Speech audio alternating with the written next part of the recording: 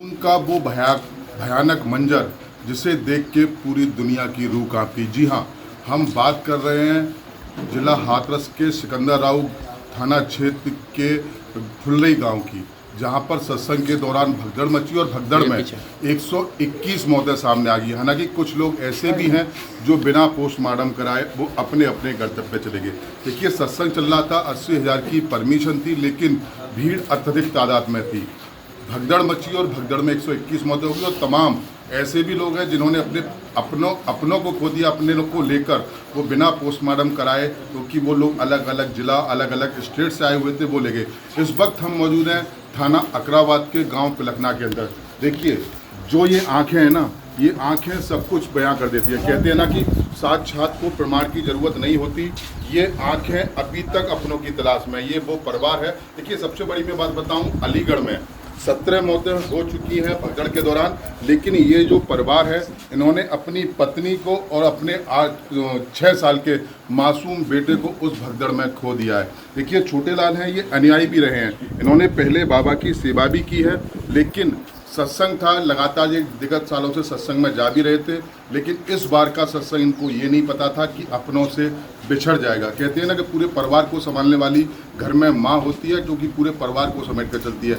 इन्होंने अपनी पत्नी को छोड़ा और ये छोटे छोटे जो मासूम हैं, इन्होंने अपनी माँ को खो दिया है।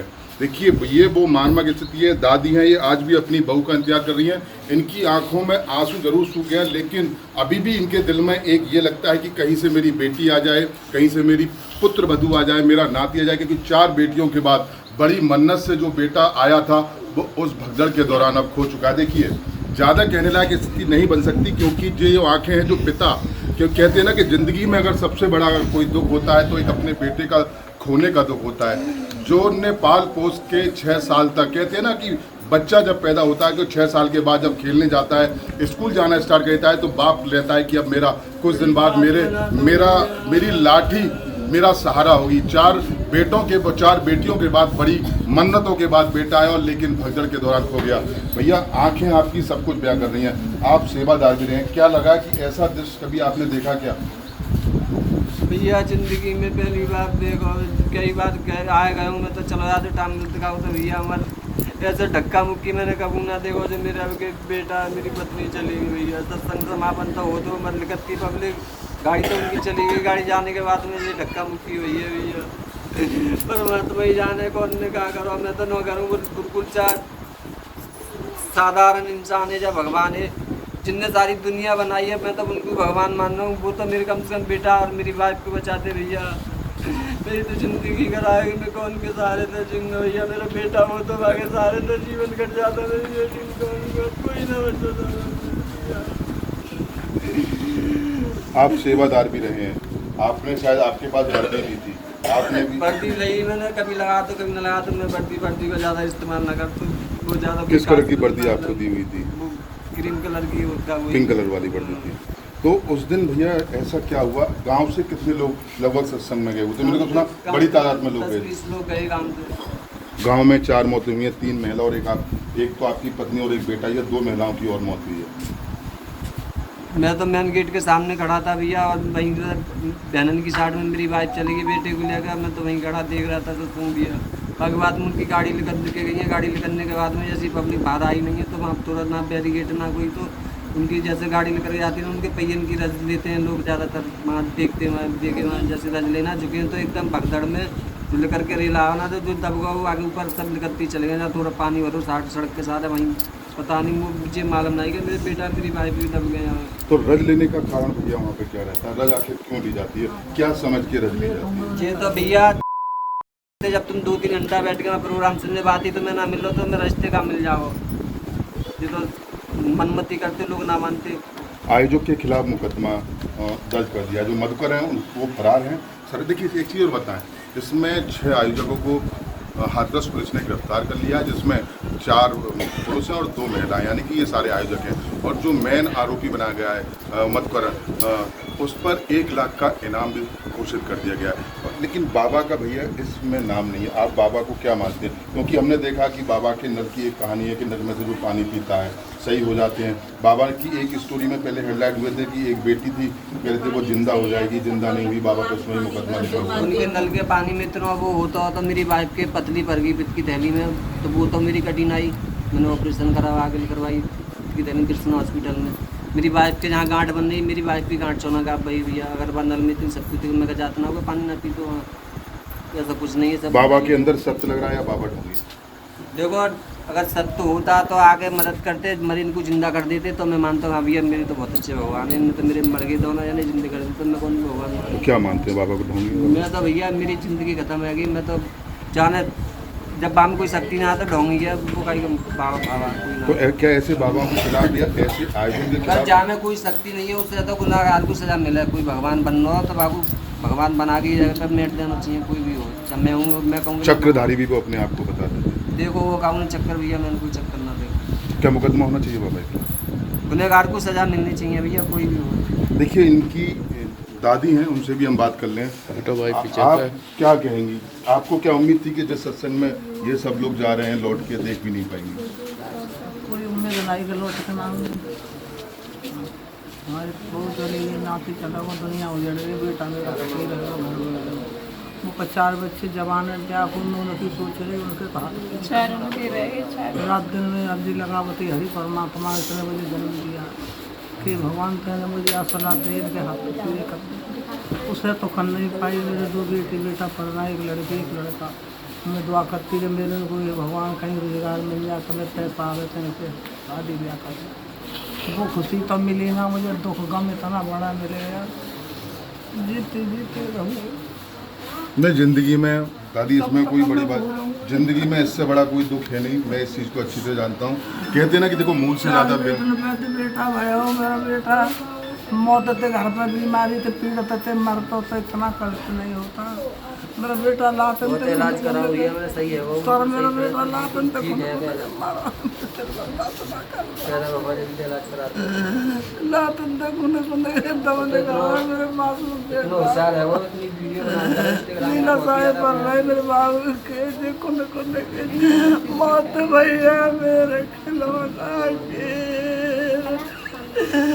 मेरी लंबी तगड़ी बाबू पछरी सोए रही रोई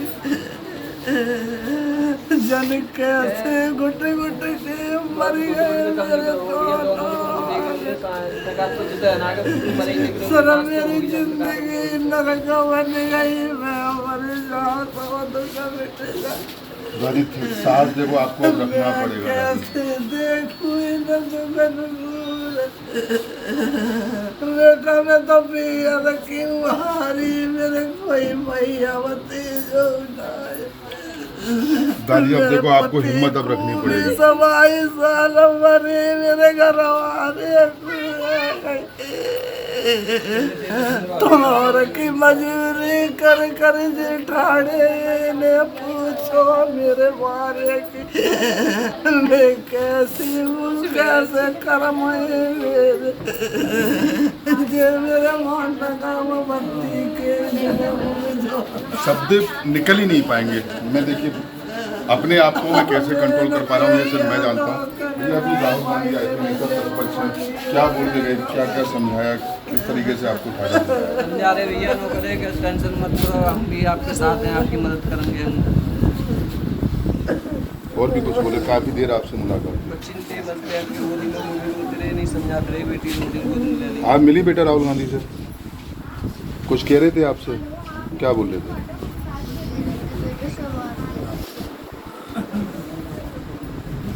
ये दुख है ना, ये जिंदगी भर का दुख है। जब जिस घर में इकलौता चिराग जिसके सहारे कहते हैं ना कि एक लाठी बन के रहता है, जब बेटा बराबर का होता है तो पूरे परिवार को सहारा देते हैं। ये वो दुख है कि ज़िंदगी में इससे बड़ा दुख कोई नहीं है। ये आँखें है ना, ये आँखें सब कुछ बयां कर रही हैं, क्योंकि जिस तरीके से इनकी आंखें सूखी हैं, हालांकि 2 तारीख की घटना है और आज 5 तारीख हो चुकी, तो इनकी जो आंखें हैं ना वो पूरी तरह से सूखी हैं। और देखिए तमाम जो गांव के लोग हैं इनको ठाठस बनाने के लिए यहाँ पर लगातार लोग आ रहे हैं, इनको मिल रहे हैं, ठाठस बना रहे हैं, सांत्वना दे रहे हैं। लेकिन परिवार, जिस परिवार ने एक इकलौता चिराग घर का उजड़ गया।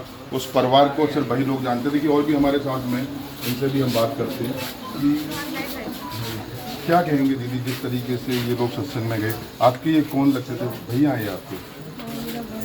वो भतीजा था जो खत्म हुआ है, भाभी और भैया। तो क्या कहेंगे दीदी इसको लेके कि सत्संग में गए, पहले से भी सत्संग में जा रहे थे, ये सेवादार भी थे, तो क्या मानते हैं इसको लेकिन दोषी कौन है? अब तो कुछ भी नहीं है। जब मेरा परिवार ही उजड़ गया तो ना सत्संग है ना सत्संग वाला, मैं नहीं मानती कुछ भी। तो ऐसे बाबा के खिलाफ कार्रवाई होनी चाहिए। सबसे बड़ी तो इसमें जब बाबा अपनी इतनी फोर्स लेकर सेफ्टी के साथ चलते हैं तो क्या जनता के लिए उनको पता है मेरे भक्त इतने आएंगे, तो उनके लिए भी तो कुछ करते। प्रशासन नहीं था, सबसे बड़ी डील ही है, वहाँ प्रशासन नहीं था। अगर प्रशासन होता तो ये ऐसा नहीं होता। और वहाँ के कमेटी वालों इतने हराम है कि जितने जूते मारूँ उतना ही कम है। कमेटी वालों को जब इतना पता है कि मैं अपने बाबा को बुला रहा हूँ तो सारी सुविधाएं करनी चाहिए। और रोड के सारे वहीं सत्संग हो रहा, वहीं खाई करा रखी, गड्ढा हो रहा था, तो क्या उन पर कमेटी वालों पर मिट्टी नहीं पड़ सकती? तो हो सकता है ये हादसा इतना बड़ा नहीं होता। सबसे बड़ी कमी इन लोगों की है, सत्संग वालों की। और सत्संग वालों को भी ये सोचना था कि मेरी संता इतनी आती है, भक्तजन मर गए तो मैं लौट के देखूं, उसने अभी तक नहीं देखा। बाबा का कोई बयान भी सामने नहीं आया, कुछ नहीं है अभी तक। और भगवान को तो सब पता होती है, वो तो सबका देखने वाला है। जब भगवान था तो तूने ये बताती गया ऐसे घटना होगी, तूने क्यों नहीं देखा? वहाँ से समापन करके तू 1:30 बजे चला गया। उसकी भी डील है, मैं इतने सत्संग मैंने भी किए, मगर 1:30 बजे समापन करके तू इतनी जल्दी चला गया और उसके बाद में तूने मुड़ के नहीं देखा। उसका कुछ ना कुछ साथ जरूर है, ऐसा हुआ है ना, ऐसा कभी नहीं हुआ। आयोजकों के खिलाफ मुकदमा लिखा गया है, जो मेन आयोजक है उस पर 1 लाख का इनाम घोषित। सबसे बड़ी उनकी कमी ये रही कि जब सत्य का साथ करा रहे थे आप लोग और रोड भी सारे हो रहा था, जब काफिला जाता है या जनता के लिए पहली सुविधा की जाती है। आने वाले महापुरुषों को अलग से करनी चाहिए। एक ही रास्ता था, मुझे तो बताया गया, मैं गई नहीं थी, बाद में पहुंची हूँ। और जब वहाँ उसी के सारे मेन गेट है, वहाँ से गाड़ी जा रही है उनका काफिला यार, उसी के सारे खाई कर रखी थी जस्ट। तो मैं कैसे नहीं उनको वो मानो, दोषी कमेटी वालों, प्रशासन की सबसे बड़ी डील है। तो बाबा, ऐसे बाबा के खिलाफ मुकदमा दिए, अब मैं मुकदमा हो या कुछ ऐसे हो, आयोजक मेरे बंद लिए- होने चाहिए, तो कोई व्यवस्था नहीं हो पाती। नहीं, भगवान तो कहीं भी खुले में आ सकते हैं, गाड़ी में क्यों आते हैं फिर? भगवान तो कहाँ भी कैसे भी भक्तों से मिलने आ सकते हैं, गाड़ी में सूट वूट पहन के और अपने फोर्स के साथ आते हैं। जनता की कोई परवाह नहीं है। और भगवान को ये पता होनी चाहिए कि मेरी इतनी उसमें मेरे इतने मौत हो गई, तो मुझे कुछ करना चाहिए। क्या लग रहा है अभी भी आप लोग भगवान मानते हैं कि ऐसे लिए ढोंगे? अगर ऐसा कुछ होता तो सामने कुछ होता, अब तमाम तो लोग मेरी फैमिली हो जाएगी तो वो ढोंग पाखंड ही है, मुझे कुछ नहीं लगा। अगर मैं जिंदा कर देते किसी को, चारण को भी कर देते उसमें किसी, तो मैं मान जाती कि वो भगवान है। अब तो ढोंग। अब तो मुझे कुछ भी नहीं लग रहा है। मेरी फैमिली, मेरे भतीजे को मुझे बहुत रुआ आ रहा है। मैंने पाला, 4-5 साल से मैं रखती थी। बता रहे हैं बड़ी मन्नतों के बाद में 4 बेटियों के बाद ये बेटा हुआ। जी, 4 बेटियों के बाद में हुआ था। देखिए ये है पूरा परिवार। ये तस्वीर मैं आपको एक बार और दिखाऊं कि बड़ी तादाद में यहाँ गाँव के लोग भी आ चुके हैं और जिनको ढाढ़स बधाने की जो प्रक्रिया है वो यहाँ पर अब लगातार किया जा रहा है। गाँव के लोग जहाँ भी जाएंगे पूरे परिवार में आंसुओं का अंबार भी आपको नजर आएगा। जो कोई भी आ रहे हैं ये इनके परिवारीजन हैं जो इनको ढाढ़स बनाने का काम जो अब लगातार कर रहे हैं। गाँव के लोग हैं, इनको सहारा दे रहे हैं। थोड़ी देर पहले राहुल गांधी नेता प्रतिपक्ष ने यहाँ स्थित पूरे परिवार को ढाढ़स बनाया है, जो पीड़ित परिवार के साथ में मिले हैं। लेकिन इनका जो सिर्फ यही लोग समझ सकते हैं आखिर ये कितना बड़ा यहाँ पर सामने देखने को मिल रहा है। देखिए ये पिलखना गांव है और पिलखना गांव पर यहाँ पर 4 जो मौतें हैं वो यहाँ पर सामने आई है, यानी कि 3 महिला और एक 8 साल का मासूम है जिनकी उस भगदड़ में मौत हो गई है। देखिए टोटल अगर मौतों की बात करें तो प्रशासन के आंकड़े के अनुसार 121 मौतें अब तक हो चुकी हैं, लेकिन अभी भी कुछ लोग ऐसे हैं जो सिर्फ अपनों की तलाश में लगे हुए हैं, यानी कि उनको सिर्फ तलाश है कि अपनों की, उनका अभी तक कोई मिल नहीं पा रहा। उसमें तमाम लोग ऐसे भी हैं कि जो बिना पोस्टमार्टम कराए उनको लगा कि ये हमारे यहाँ की बॉडी है, क्योंकि बड़ी बड़ी दूर से आयोजन हुआ था और आयोजन के बाद में वो लोग अलग अलग स्टेट से आए थे और स्टेट होने के बाद में वो लोग उनके साथ में लगे। देखिए आखिर विश्वरी शाखा उर्फ कथित भोले बाबा, इनके खिलाफ अभी तक कोई भी मुकदमा पंजीकृत नहीं किया गया है। हालांकि इस पूरे मामले में पुलिस ने FIR दर्ज कर ली है और 6 लोगों को गिरफ्तार कर लिया, जिसमें 2 महिला भी शामिल हैं। जो मेन आरोपी है उस पर 1 लाख का इनाम पुलिस के द्वारा, हाथरस पुलिस के द्वारा घोषित कर दिया गया। अब देखने वाली बात होगी कि जो मेन आयोजक था उसके खिलाफ कार्रवाई कब होगी, और सबसे बड़ी बात ये आखिर बाबा कब सलाखों के पीछे गिरफ्त में आ पाएगा। क्योंकि अगर पुलिस की माने तो बाबा के जितने भी जहाँ जो मुकदमे दर्ज हैं, हो सकता है कि पुलिस उसका खाका निकालने में लगातार लगी हो, लेकिन अब परिवार के लोग भी यही चाहते हैं कि ये परमात्मा का उन्होंने अपने आप को मानता है, ये पूरा ढोंगी है और ऐसे आयोजकों पर रोक लगनी चाहिए। लेकिन पूरे परिवार से हमारी बात हुई तो कहते हैं ना कि आंखें हर कोई बयां कर देती है, उनका दुख आंखों में कितना है ये सिर्फ वो परिवार वाले समझ पा रहे हैं। और क्योंकि उनकी आंखें सूख गई हैं, आज घटना के बाद लगातार 3रा दिन है और उसके बाद में ये लोग सिर्फ अभी भी आस में कि शायद कोई चमत्कार हो जाए। लेकिन फिलहाल बाबा को ढोंगी करार दे दिया गया है। अलीगढ़ के अंदर टोटल 17 मौतें हुई हैं और पूरे अगर मौतों के आंकड़े की बात बताएं तो आंकड़ा कहीं बढ़कर है, लेकिन प्रशासनिक आंकड़ा अभी 121 का है। अब देखना है कि आखिर बाबा के खिलाफ कार्रवाई कब होगी और ऐसे बड़े आयोजकों पर रोक आखिर कब लगेगी, जहां सिर्फ अपनी सुरक्षा होती है और पुलिस को गुमराह करके जहां 80,000 की परमिशन ली जाती है और उसके एवज में लाखों की तादाद में आते हैं। क्या ऐसे जो लोग हैं, क्या पुलिस विभाग, क्योंकि देखिए CCTV पेट्रोल पंप का भी सामने आया, उसमें देखा भी यही गया कि जो बाबा के आयोजक हैं वही सिर्फ मेन रोड पर थे और पुलिस पेट्रोल पंप पर बैठी हुई थी। तो आखिर ऐसे पुलिसकर्मी जिनकी जहाँ पे ड्यूटी थी और वो आयोजक जिन्होंने के द्वारा परमिशन ली गई और परमिशन देने से पहले आखिर देखा क्यों नहीं गया कि आयोजक में कितनी भीड़ होने वाली है, यानी कि SDM और CO के द्वारा वहाँ की परमिशन की प्रक्रिया वो दी जाती है। आखिर अधिकारियों पर गाज कब गिरेगी और पुलिस की इन्वेस्टिगेशन रिपोर्ट में आखिर क्या निकल कर आता है, क्या बाबा का उसमें नाम बढ़ के आएगा, ये आने वाला वक्त बताएगा। मैं शिवकी नवाब के साथ मोहित गुप्ता, TV9 अलीगढ़।